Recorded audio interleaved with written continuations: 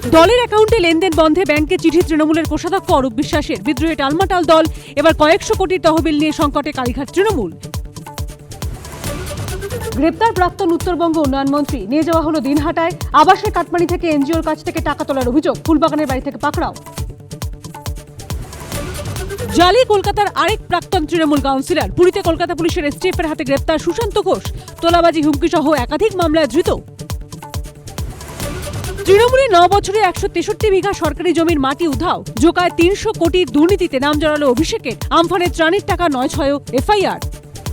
তৃণমূল জমানায় আবাস থেকে ত্রাণের টাকা লুট, ফলতায় গিয়ে হুঁশিয়ারি মুখ্যমন্ত্রীর। ভিডিওর বিরুদ্ধে যে ব্যবস্থা নেওয়ার আমাদের ভিজিলেন্স নেবে। গ্রেপ্তারির পরেও ফলতায় জাহাঙ্গীর বাহিনীর তাণ্ডব, গ্রেপ্তার 10, যত বড় ডন হোক সম্পত্তি বাজেয়াপ্ত করে নিলাম হবে, হামলাকারীদের হুঁশিয়ারি মুখ্যমন্ত্রীর।